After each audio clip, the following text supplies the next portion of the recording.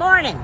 We have gotten so many new followers mostly from the garden videos, and I wanted to show you about the raised beds because we have had hundreds of questions about them. We built these about maybe 10 years ago. They built a wooden frame. You can see there's big logs in the ground, and then they went around with a wooden frame, and they probably did on the bottom too. I can't remember. And this is old tin off of a barn that we had.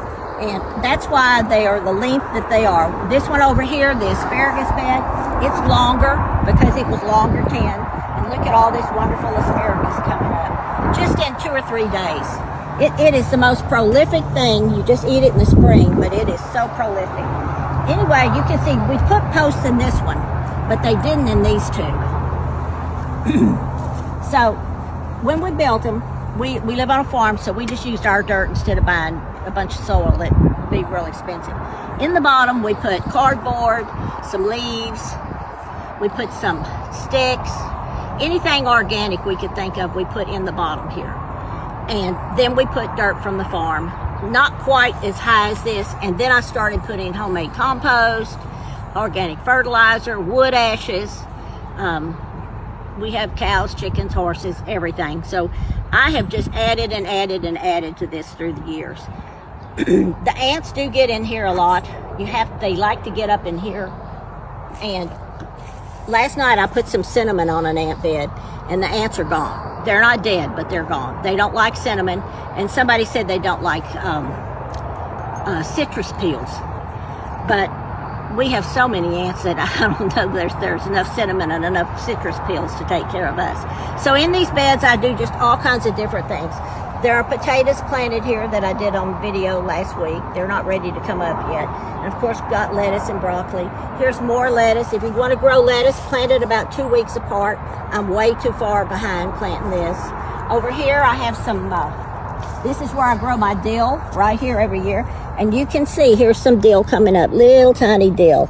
This is a sage that lasted from last year. And here you can see the one that's trying to bust out some. We may put something across here, another piece of tin or something. And then I have all this space here. I'm going to do beans. I don't do things that get real big like squash. I just do things that are smaller because we do have an in-ground garden, which we are redoing, and we're going to show you later when we do it. I hope I answered all your questions. The best thing about these is how high they are.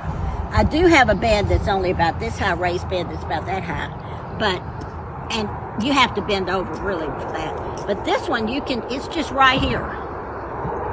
And you just keep adding lots of good organic matter, and the soil just blooms and it just grows so good. One thing about raised beds you have to remember is you really have to water them. It's not the same as being in the ground. Like if it rains, it can go on through here and dry out really fast. In the winter, if you want to, you can make a little greenhouse over these. These are just wonderful. I have 3 of them. The end one is only asparagus, and these I just put just all kinds of things. You could grow so very much in these beds, and such a variety.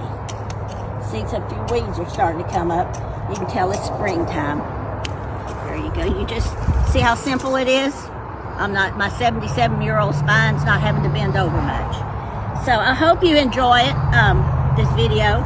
I hope it inspires you to have your own raised beds or grow anything. It's so simple, and once you grow something and taste it fresh, it is just so good.